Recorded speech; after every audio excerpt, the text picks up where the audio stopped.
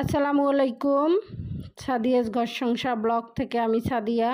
আমার আরেকটি নতুন ভিডিওতে আপনাদের সকলকে স্বাগত জানাই। কাছে দূরে যেখান থেকে আমার ভিডিওটি দেখছেন, আশা করছি সবাই ভালো আছেন। আমরাও আলহামদুলিল্লাহ মোটামুটি ভালো আছি। এই তো মোটামুটি বলছি যে জন্য শরীরটা আসলে অনেকটা খারাপ। গতকালকে ভিডিও দেওয়ার শিডিউল ছিল, ভিডিও দিতে পারিনি কারণ শরীরটা প্রচণ্ড রকম খারাপ। তাও আর কি আর করার, সংসারের কাজ চলমান প্রক্রিয়া, এটা তো চলতেই থাকবে, কিছু করার নেই। নারীরা অসুস্থ থাকলেও তাদের ঘর সামলাতে হবেই। এই তো এভাবে করে চলছে সংসার। আর কাঁঠালের বিচি পরিষ্কার করা তো অনেক বড় ঝামেলার, কিন্তু খেতে হলে তো এই ধরনের ঝামেলা করতেই হবে। খেতে বেশি ভালোই লাগে, কিন্তু ঝামেলাটা একটু বেশি। তারপরে যেহেতু ভালো লাগে, ভালো লাগাটাকে তো আর অ্যাভয়েড করতে পারি না। তাই আর কি এভাবে পরিষ্কার করে নিচ্ছিলাম। কাঁঠালের বিচিটা আমি 3-4 ঘন্টার মতো ভিজিয়ে রেখেছি। তারপরে আমার যে বাটনা আছে এটা দিয়ে আমি ঘষে নিচ্ছিলাম। আর মা চাষিদের দেখতাম যে সানের ঘাট বা এরকম কোনো জিনিসের উপরে তারা ঘষে নিত, এভাবে করেই দেখে আসছি। আর এখন তো বিভিন্ন রকমের পদ্ধতি এসেছে, নতুন নতুন আইডিয়া এসেছে, সেভাবে আর কি কাজ করে নিতে হচ্ছে। তাও শহরের বাসা বাড়িতে যেভাবে করা যায় আর কি করে নিচ্ছি। আর এই তো তরকারি বসানোর আগে আর কি সব গুছগাছ করে রেখে আসছি। আর চাল ধোয়া পানি কিছু রেখে দিয়েছিলাম, সেইগুলোই গাছে দিয়ে দিচ্ছি। গাছগুলো একেবারে বাহিরে যে চকচকে রৌদ্র উঠছে, গাছগুলোর অবস্থা খুবই খারাপ হয়ে যাচ্ছে।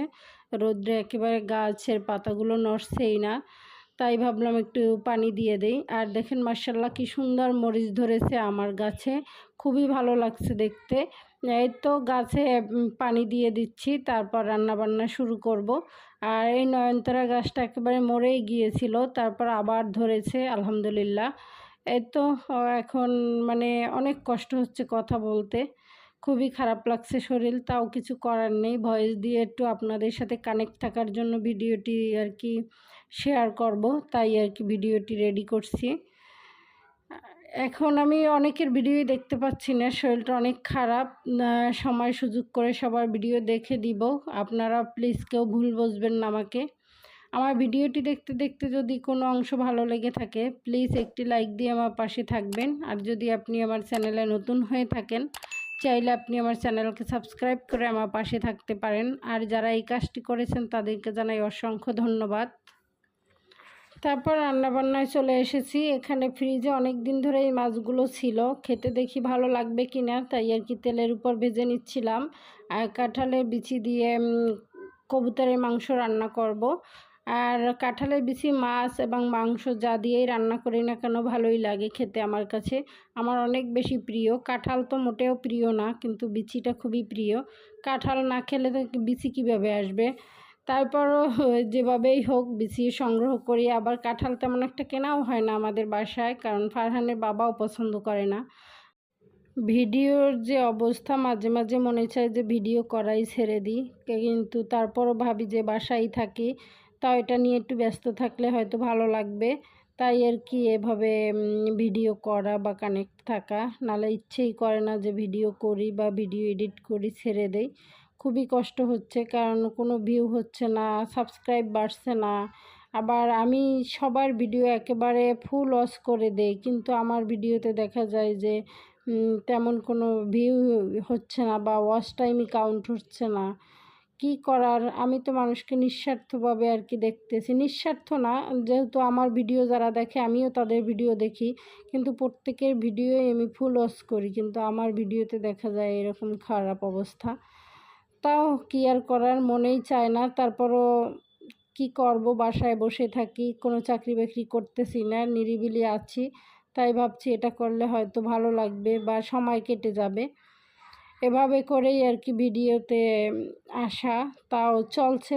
কি আর করার, যদি কারো ভালো লাগে দেখবে, ভালো না লাগলে তো দেখবে না, কিছু করার নেই।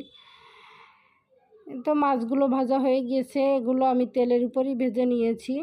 আর দেখি খেতে কেমন লাগে। তারপর বিকালবেলা চলে এসেছিলাম ছাদে, বাহিরের দৃশ্যটা খুব ভালো লাগছিল। আজকে অনেক বেশি রৌদ্র উজ্জ্বল ছিল, আর গরমটা মোটামুটি ভালোই পড়ছে। আর সূর্য ডোবা দেখিয়ে দিলাম। খুব ভালো লাগছিল বাহিরের দৃশ্যটা। তারপর সন্ধ্যার সময় নাস্তা করব কি, নুডলস বানিয়ে নিচ্ছি। এখানে চিংড়ি মাছ দিয়ে আমি নুডলস করব। চিংড়ি মাছ দিয়ে নুডলস খেতে কিন্তু অনেক বেশি ভালো লাগে। কে কে খেয়েছেন বলেন তো? আমার কাছে তো বেশ ভালো লাগে, আর একটু ঝাল ঝাল হলে আরও বেশি ভালো লাগে। তাই চিংড়ি মাছ মোটামুটি ছিল যা, সেগুলো দিয়ে নুডলস করে নিব। এখানে 3-4টা নুডলস করে মানে প্যাকেট দিয়েছি। আর এখন চিংড়ি মাছটাকে সুন্দর করে ভেজে নেব পেঁয়াজ আর তেলের সাথে। তারপর একটা ডিমও দিয়ে দিয়েছি, কারণ ডিম দিলে আর কি, চিংড়ি মাছও দিয়েছি ডিমও দিয়েছি, দুটোটাই দিয়ে আর কি নুডলসটা রান্না করব। খেতে কিন্তু অসম্ভব মজা হয়েছিল সত্যি। এভাবে করে খেয়ে দেখতে পারেন, সত্যি খুব ভালো লাগে। চিংড়ি মাছের একটা অসাধারণ মজা হয় নুডলস রান্না করলে। এই তো আমি নুডলস রান্না করতেছি। সন্ধ্যার সময় কোনো না কোনো নাস্তা বানানোই লাগে, কারণ সন্ধ্যার সময় দেখা যায় যে কি খাবো কি করব। আর যেহেতু রাতুল আছে, আর আগে দেখা যেত মা ছেলে মিলে তো একটা কেক খেয়ে নিলেই হয়ে যেত। এখন যেহেতু একজন লোক আছে বা ও ছেলে মানুষ, ওরও তো ক্ষুধা লাগে, তাই আর কি মাঝে মধ্যে বেশিরভাগই সন্ধ্যার পর ভারী নাস্তাই করা হয়। এই তো আমার নুডলস বানানো প্রায় কাছাকাছি হয়ে গেছে। এখন আর কি সার্ভ করে নিব, আমরা খেয়ে নিব। আর ভিডিওটি এখানেই শেষ করব। সবাই আমার জন্য দোয়া করবেন। ভালো থাকবেন। আল্লাহ হাফেজ। আসসালামু আলাইকুম।